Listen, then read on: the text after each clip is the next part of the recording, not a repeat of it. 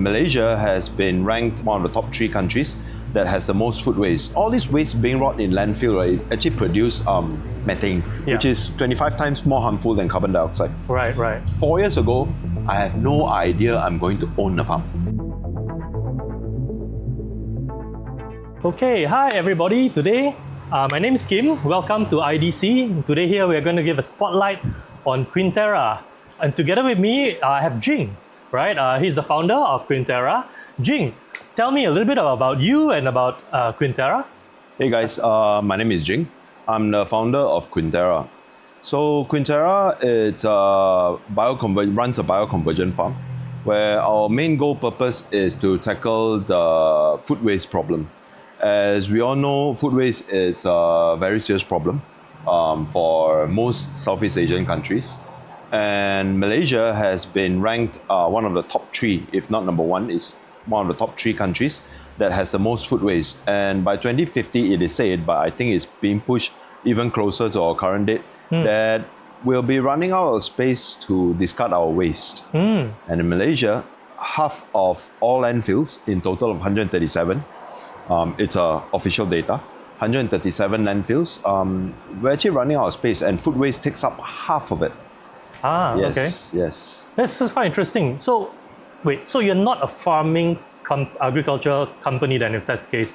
You are mainly involved in what they call zero carbon, essentially, or you're negative carbon. You're basically resolving food waste. Well, there's a lot of ways to say this. You can say we're a climate initiative. You can say we are a carbon reduction or mitigation company, because essentially food waste, when they rot in landfills, where a lot of people actually just we just throw, right? We just throw, and they will assume that it just magically disappears. But it doesn't. The truth is, people are going to ship all this waste into this magical place where people assume that things will go disappear, out of sight, out of mind, right? Then this magical place is called the landfill. Right? When all this waste being rot in landfill, right, it actually produce methane, which is 25 times more harmful than carbon dioxide. Right. So, like I said, you can call us a climate mitigation or climate change initiative, or you can even call us, but the key point I think we should highlight here is how can we make it more sustainable, in terms of what we are doing. Right. So essentially just trying to paint a better picture over here. So food waste comes to you, right? So you're going to work with parties who, mainly food people dealing in food and everything, and basically they ship the food over to you, or you secure the food from them? Currently, at the moment now, we are working exclusively with a mall, which I shall not name them. Yeah, no worries. They are actually giving us the waste, and on their end as well, to be fair to them, on their end as well, they're actually segregating waste for us. So, which is actually a key element within what we are doing, because everything goes into one bin. Right. Which includes glass, metal, plastic, tissue papers, toothpicks, and things like that. And we can't process those waste. We have to process only organic waste, and a very selective organic waste as well. But it's a majority of the bulk, right? So what the mall does for us is they actually segregate the waste for us, and we actually go and collect from them on a weekly basis. Currently, the number of waste that we in 2025 alone, we are moving almost 800 to a ton of waste every month, which moves us about 10 plus tons a year now. Oh, that's quite a sizable amount. Yeah, it is. Although you may seem like, wow, that's a lot. The truth is, Malaysia, we are throwing out 17,000 tons a day. Okay, wow, okay. Yeah, hindsight is 17,000 tons a day. So 10 tons a year barely did a dent or a scratch onto the bigger number. But it's a good start, right? Yeah, definitely. So the whole point here is what we do is we're actually running an integrated farm where we are farming 2 very different methods put together, which is quite rarely seen in a commercial scale. We are, first and foremost, we are actually working with black soldier fly larvae. They are actually our main bioconversion agent, where we are converting all these waste which otherwise goes to landfill, right, into reusable resources. Like, for example, the worms, when they consume all this waste, they themselves grow in size, and they are also used to feed our livestock that is on site as well. Right. Yeah. So basically, food waste comes to you. The worms eat it up. It worms it up, Yeah. your whole process. Basically, food waste is essentially your input, and then your output is livestock. Correct. We actually And blood. substitute with commercial feed because commercial feed is actually very costly. In fact, it's the main bulk of the cost when it comes to especially aquaculture or poultry farming. Right. So what we are doing here is we want to reduce that because the truth is all this kind of imported feed, right? This feed, right? I already let the cat out of the bag. Imported feed. So the main bulk of the feed is actually made from two key components. Number one, the starch source, or what we call as corn, wheat, all this kind of thing, which goes into the feed, and as well as fish bait. Fish bait. Oh, okay. Yeah, fish bait is like how do you say, ikan bilis like that. But it's Sardine. Correct. Not exactly sardine, but ikan bilis, like small fishes that they are the bycatch of a lot of what do you call trawlers, if I'm trawlers, or I'm not sure. Yeah, mass fishing. Yeah, mesh fishing, where they drag out a lot of all these fish, and there's a lot of these white baits, and these are actually key food for the ecosystem in the ocean. And overfishing is actually creating a very big problem. And all this fish bait, right? It's quite ironic, don't you think? It's like you're taking fish that is found in the ocean, process them, and feed it to fish which is grown in farms. Right.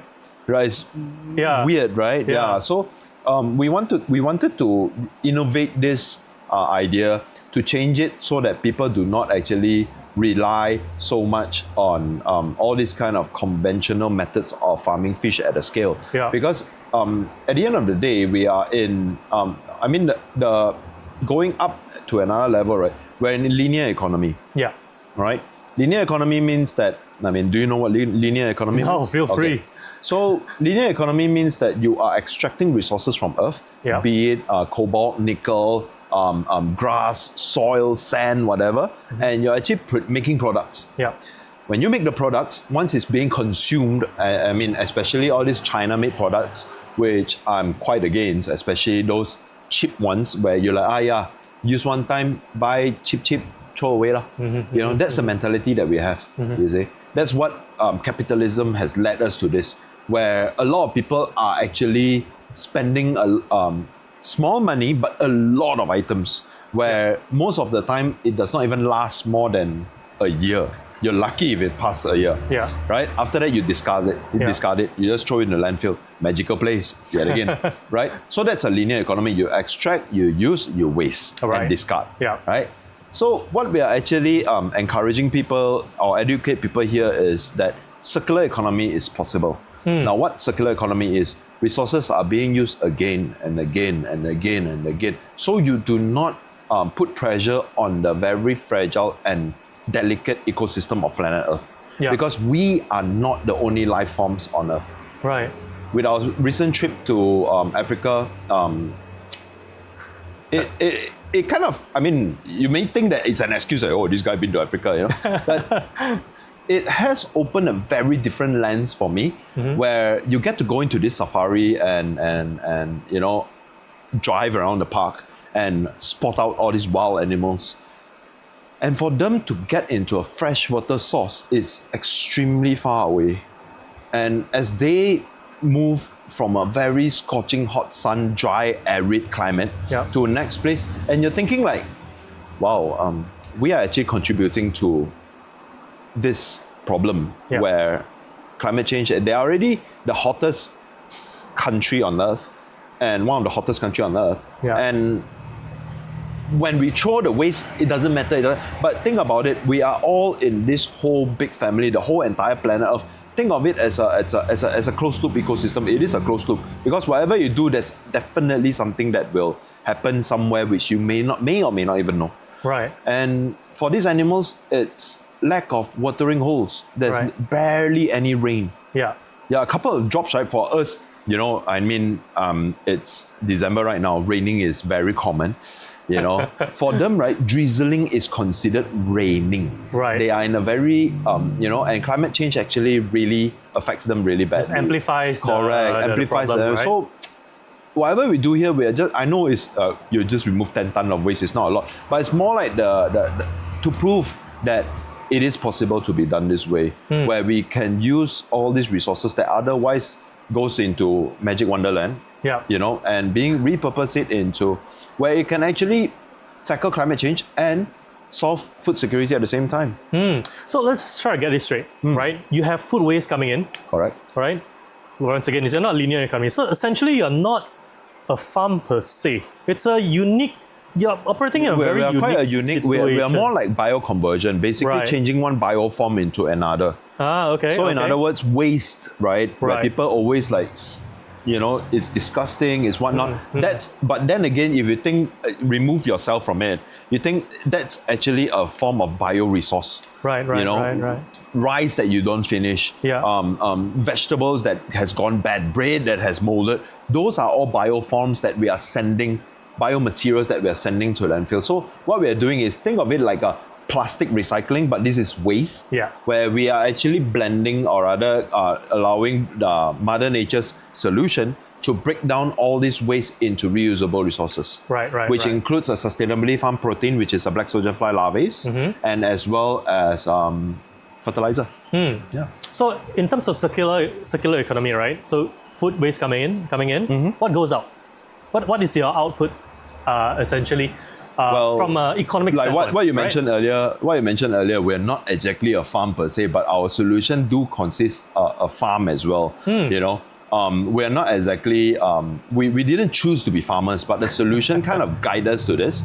We never had, and I mean, 4 years ago, I have no idea I'm going to own a farm.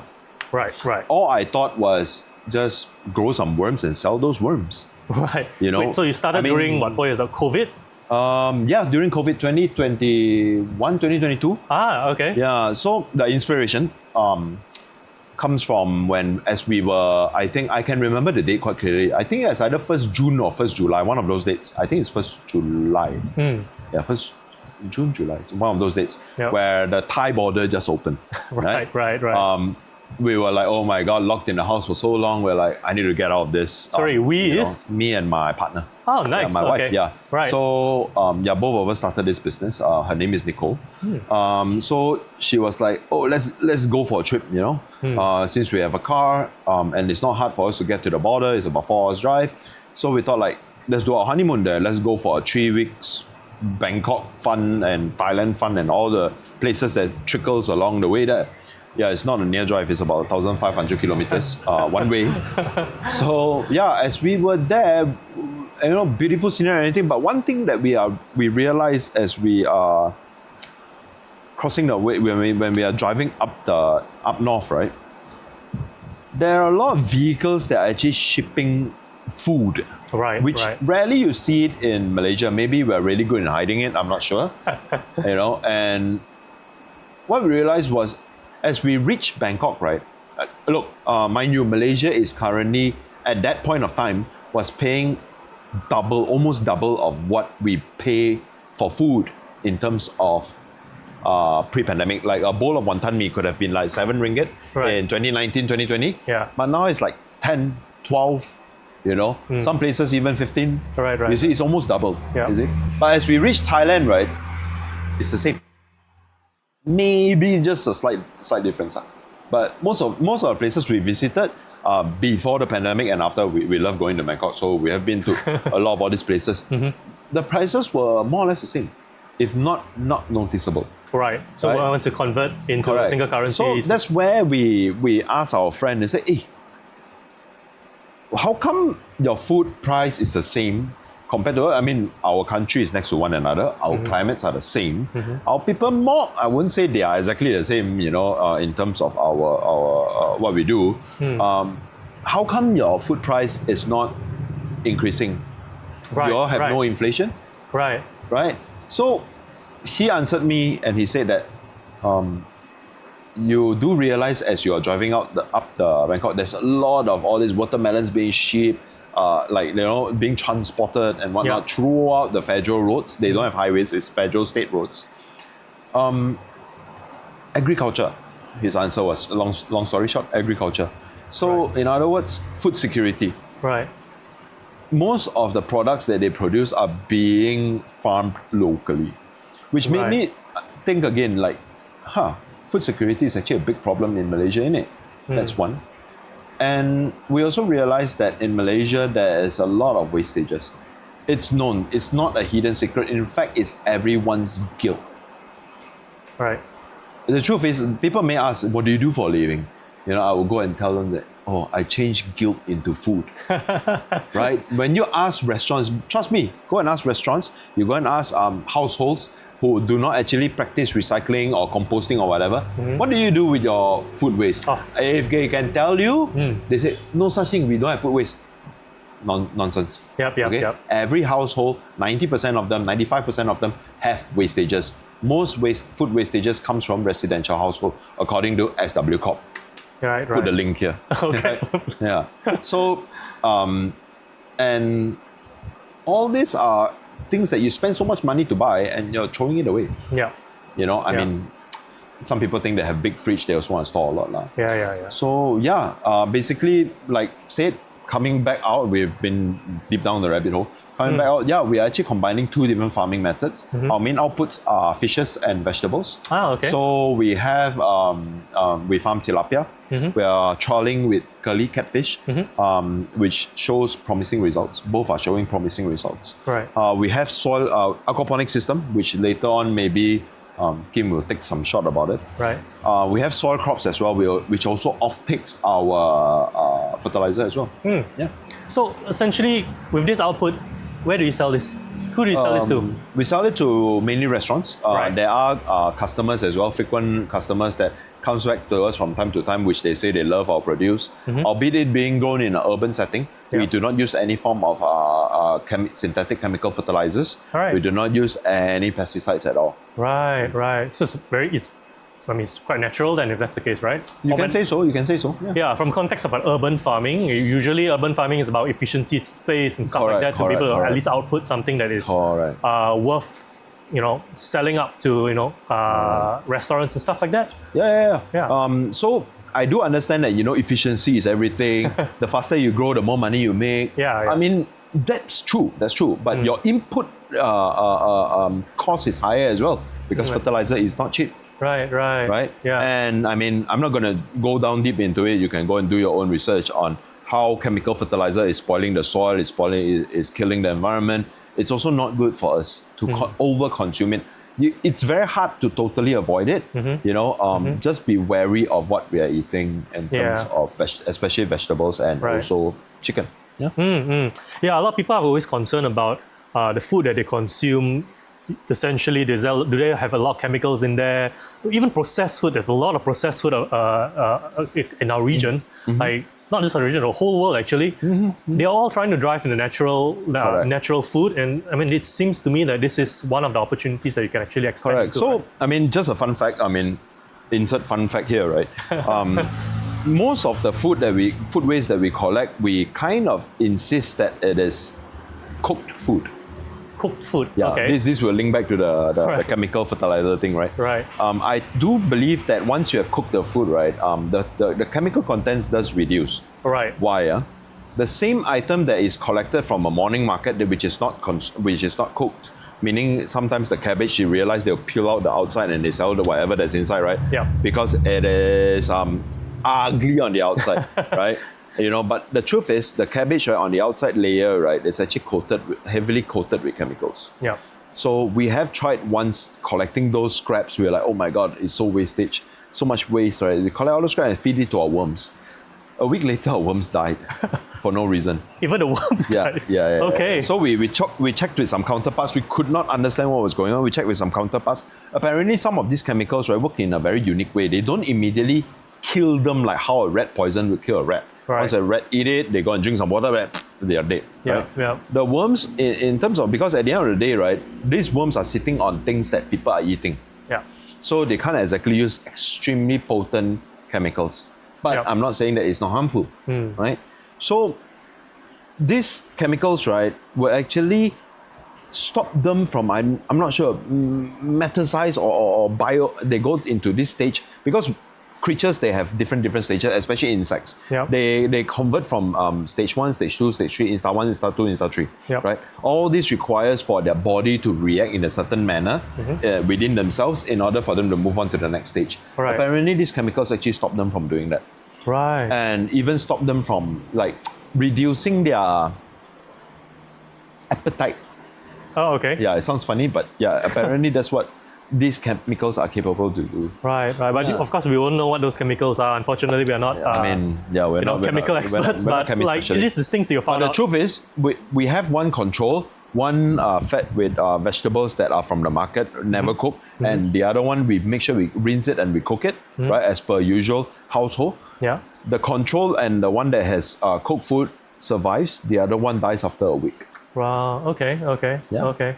So I mean, it's experiments where you're learning along the way. Yeah, of course. Right. That's the thing about this industry. Right. But essentially, I mean, it's quite an interesting venture you're trying to pursue right now. But I mean, it's definitely something not the norm, not something everyone would have gone through. What actually gave you the leap of faith to start exploring? What gave you the motivation to dare to challenge daily norms of just the 9-to-5 job and actually starting up and coming up with your own things? Well, the truth is, I've been an entrepreneur for almost past 10 years. Right. The previous one was a fabrication company. Therefore, if you look at our entire farm, it's all being built by ourselves. Every single thing here, right? We have to work around it and figure out how to lay cement, build roof and stuff like that. It came from my previous experience. Running a business has always been more challenging and fun for me. I think I'm the kind of person where I can't take what do you call that, mundane day-to-day stuff? Yeah, the rat race. Yeah. I can't deal with the rat race. Right. In fact, for the past 10, 15 years, I've not dealt with the rat race. It's not something that I think I am programmed to do. To tell the truth, I even fell out of college twice. I dropped out. I'm like, I don't know. I just don't like to understand, don't like to learn the world. Maybe I'm more suited to European studies where you go into the forest and stuff like that, outdoor school or things like that. I'm maybe more suited for those kind of studying methods where, in Malaysia, you graduate, you go college, you get your cert, and you get a job. Done. But think about it. If everyone gets a job, there's not enough jobs left to do. That's one. Who's going to run the businesses? Yeah. Right? The camera that you're filming this from has to be started by someone. Yeah. The chairs we're sitting on has to be done by someone. Yeah. Yes, they have people working there, but the person who is there visioning on how to produce these products, it has to be that person. Right? I'm not saying that all of them are all glitz and glamour, they are all driving sports cars. No. It's just they are really good in starting businesses. So I think and I hope that I'm like that. So far, it has proven quite true. It's my third venture. The other two didn't really take off well. This one was rather unique. We kind of timed it really well. We have been accepted in multiple programs and grants as well. Well received. It's essentially solving a problem where Malaysia does not have a clear solution yet for it. Right. Yeah. For something like this, right? Climate control and so on. More like environment and waste management. Right. I see on your shirt, it's empowered by Seed Lab. I mean, would you care to share a little bit more of that? Seed Lab, it's an initiative by PETRONAS where we go through 18 to 24 months of incubation process. So this idea already pre-existed before Seed Lab, right? But what happens throughout Seed Lab was it solidified our stand in the market, giving us a clearer direction on how can we actually improve our business to the next level. Right. And most importantly, start an initiative or a business that people cares. That cares for the people as well. Not just start a business, shocks and theory, and start a business and we're farming worms, and then people don't see it, but it's more like how do you from the program we actually learn how to tell our story, how to make sure that it's relatable to the public. Right. Whatever solutions that we're doing, the truth is the solution that we're fixing, everybody wants it fixed, but nobody wants to pay for it. Yeah. right? Yeah. You know, imagine every day when you throw rubbish, you have to pay for it. Yeah. You're not going to agree to that, right? But is it a problem? Yes, it is. Are you going to talk about it? Not exactly. Why? Guilty. That's why back to the sentence, we're changing guilt to food. Yeah. But I recall in some countries, right, even food waste, you have to pay a different cost for people to actually do food waste. In Malaysia, we don't, right, if I'm not mistaken? Oh, definitely don't be. No? I mean, we pay our cukai pintu, our door tax, I don't know what you call land tax, door tax, house tax, or whatever. Right. Where it bundles in, and when everyone pays that, I'm not exactly sure how much. I think it's about 300 ringgit a year. Yeah. And everyone, this pooled up fund will be paid to the government and as tax income. Right. And from there, they will actually provide you service of all these contractors like KDEB, SW Corp, and things like that, Alam Flora, to come and collect your waste. Yeah. But what they do is essentially Once sending again, all go these to the waste. landfill, Correct. That's what they're doing. You know, I don't blame them. We've been doing it like that for a really long time. Yeah. Malaysians, we are spoiled to the rotting core of, you know, allowing the government, everything the waste we produce, right, is the government's problem. Right. So I think this mindset has to change. Yeah. You are right that Malaysians we don't exactly pay directly, but in other countries, like for example in New Zealand, in Korea, in Taiwan, there are different methods that waste is being managed. Usually, number one, it has to be separated from other waste. Yeah. Food waste alone is a standalone category. I think these countries know that it's a very big bulk of the waste. Yeah. Right? In New Zealand, you're given a different colored bag where you have to discard your waste in this particular bag, which is not a very big bag, it's quite a small one, right? The size of a notebook, right? And if you have food waste that ends up in other bags or bags that is not given by the council, you'll be fined. Oh, fine. Yeah, okay. you'll be fined. But do they charge you separately for the food waste? I mean, at least for businesses. Through the bags. The bags are actually I think it's about $1 or $2. Right. Yeah. So for companies like restaurants... I'm not sure how they deal with it, but I'm sure they have pretty good, what do you call that? I'm not sure which country was it. I remember there's this guy actually cycles around to collect waste.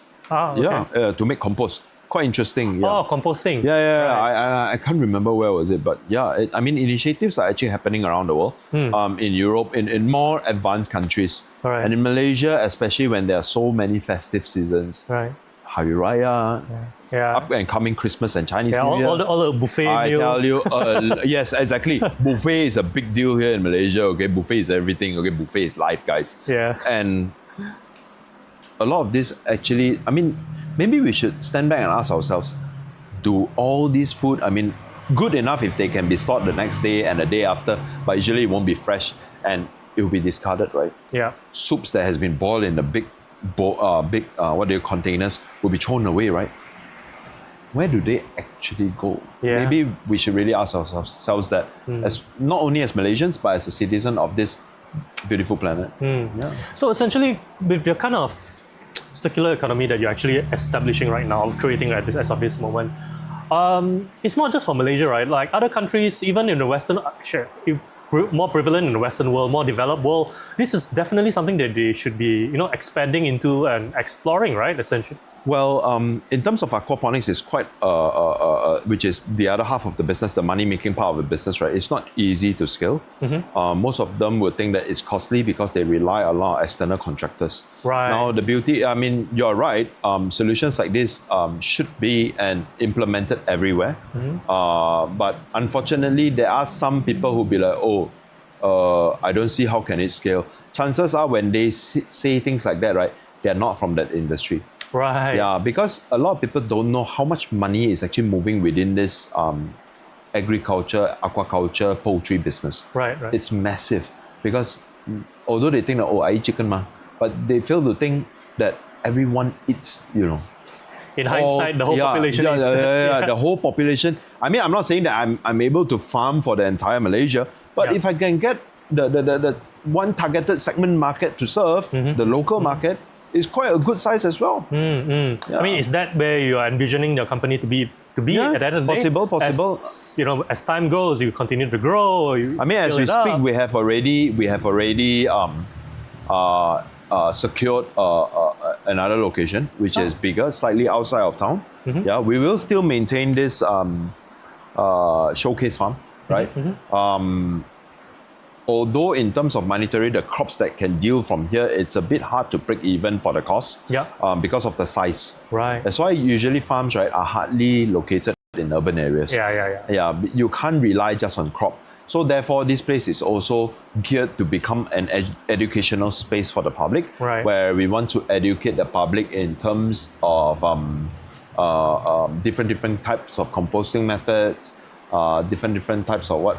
We also bring them to tour around our facility to show them exactly what we are doing. So yeah, different types of what do you call that? Income streams we look forward to help break even this place. QuinTerra has a very unique business model. We are one of those businesses. I mean, let's talk about traditional business, okay? Yeah. Traditional business, you buy raw material. Let's talk about maybe a cake shop, all right? Yeah. You buy the material, you pay someone a salary, or you do it yourself, which is also time and money, right? And you output and you make money from this final product. Yeah, am I right? output. Yeah. Most businesses work on this kind of model, right? Yeah. For QuinTerra, in terms of input, you will get paid, right? You can get paid, right? Because when people are discarding all this kind of waste, you charge them for a fair sum, not expensive, but it's still a form of income. Yeah. Right? The process is also somewhere you can showcase to the public how is your work being conducted to those corporates, to schools and whatnot, to educate our future generations as well. And of course the output, which goes without saying, they are crops, they are vegetables. So in other words, right, it's 3 forms of incomes that can be generated from here. Now in the future, we may look into carbon what do you call, carbon credits. Oh, nice. But at the moment now, it's still quite pricey for us to enter, especially with the gold standards and Vera. It's not very cheap to get this kind of certificates or regulations to onboard with your company. So very different models in terms of this kind of business, where it actually helps us to promote circular economy as a whole. Yeah, that's definitely quite interesting. So have you actually worked with, because I've seen QuinTerra participating in some seed funding competitions across the region? Oh yes, we have a couple of competitions we have participated. We have also won. We are one of the winners of 2024 Ecoton. Insert logo here. Congrats. Where is that? It's actually located in Malaysia. Ah, nice. Which also being supported by some SME bank, SEDAR, and as well as Hansider Foundation, and I hope I don't butcher the name, ASIC Korea. All right. Okay. The Kementerian Keusahawanan, or rather the Entrepreneurial Ministry of Korea. Right.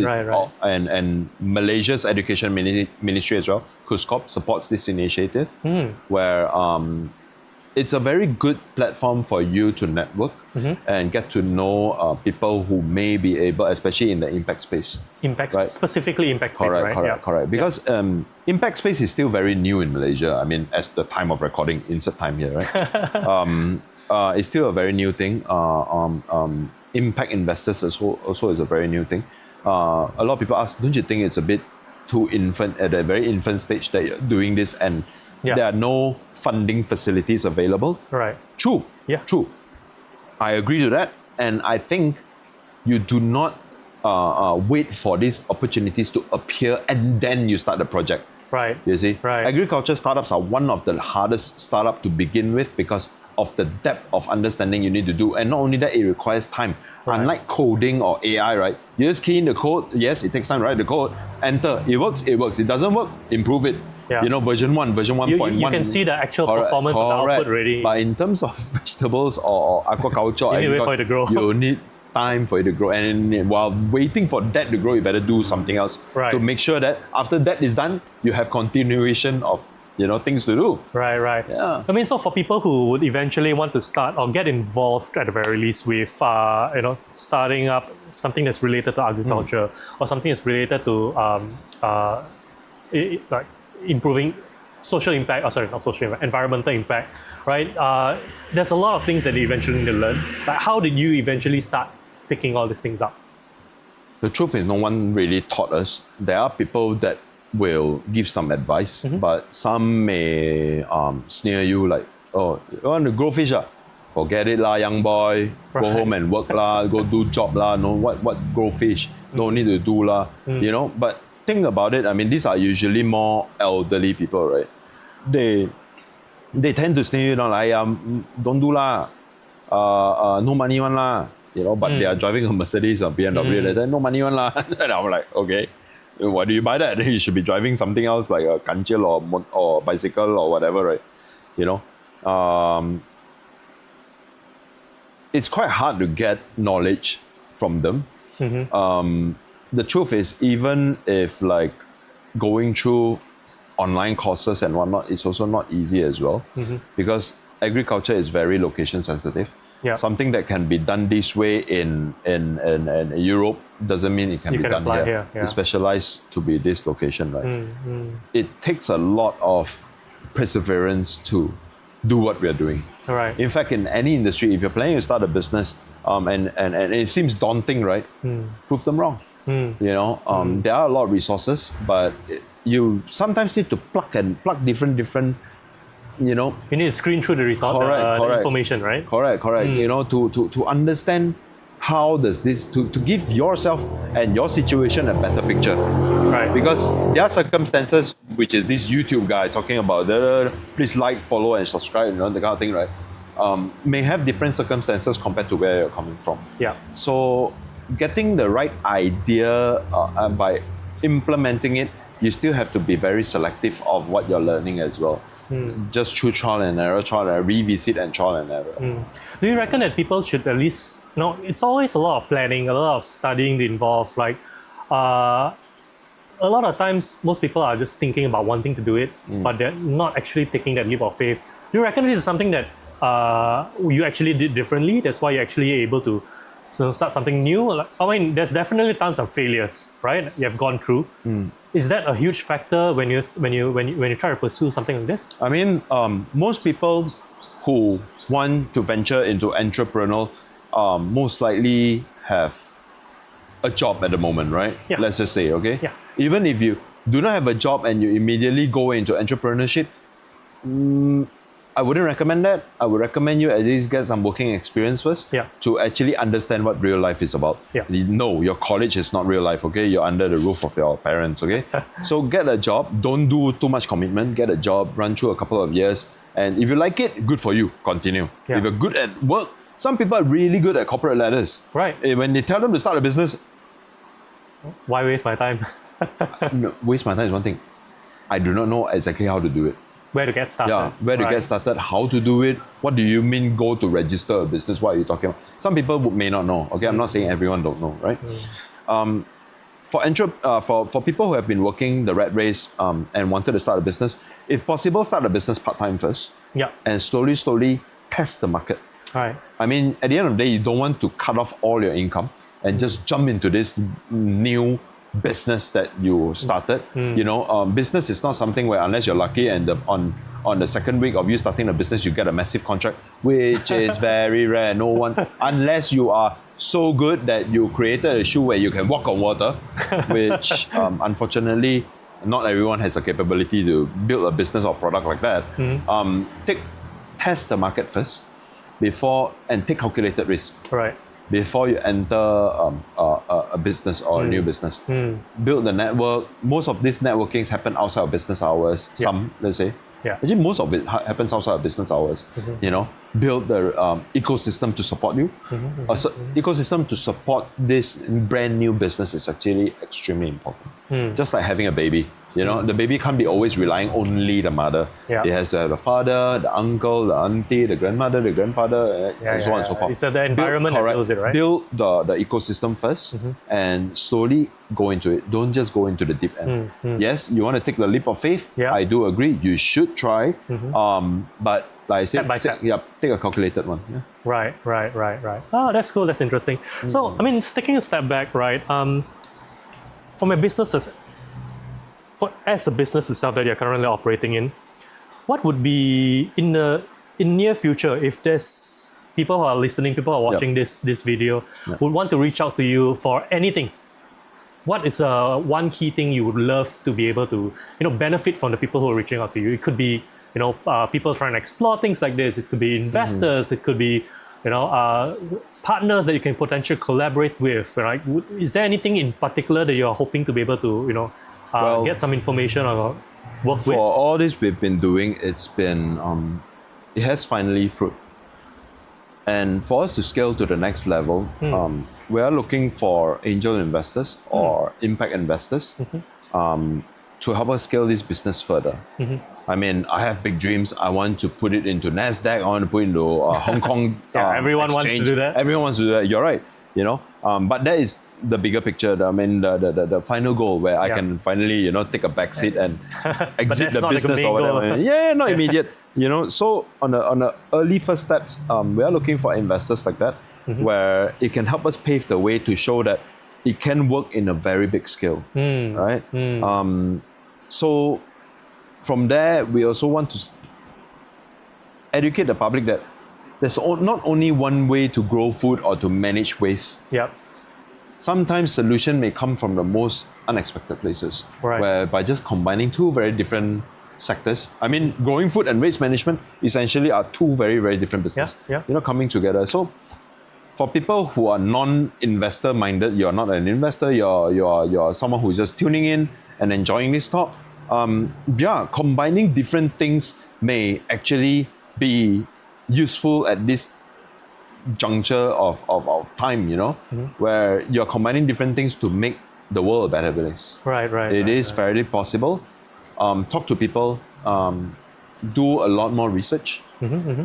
Sometimes you may not know what's out there. You don't know what you don't know, right? Yeah. Like when I found out this name, QuinTerra, I thought it was a really cool name. But, I didn't do a proper research. It's actually a condo in Holland Road in Singapore. Called exactly this spelling, just like I have a capital T and they don't. So, do really proper research through the internet. With the power of the internet, with high-speed internet, I don't think anything should hold any one of us back to achieve our dreams. Nice. So, how do they then reach out to you if there's a need to that? Well, of course, you can reach us out here through our Instagram link. It's instagram.com/QuinTerra.my. Yep. Yeah. Of course, I won't put up my personal number there. We have our office email, which is hello.quinterra@gmail.com. Right. Yeah. But you have your website as well? Yeah. Our website, www.quinterra.my. Okay, nice. Then, I mean, if there's anyone who wants to reach out to Jing, feel free to reach out to him. You can always have a discussion with him. I think he's like what he said, right? Entrepreneurship is part of, requires connections, right? It's about talking to people. So feel free, reach out to him. I think people have scheduled sessions, come visit some of your farms. From time to time there is. So feel free, students, anyone who wants to start up their own, feel free to reach out to Jing. Thanks once again, Jing, for joining us today. No worries, my pleasure. Once again, everyone, we at IDC.Spotlight. We're here to spotlight QuinTerra today. Feel free to like and subscribe, follow us, and as we explore and meet with more people. Right? Thank you. Cool. Thank you. Yay.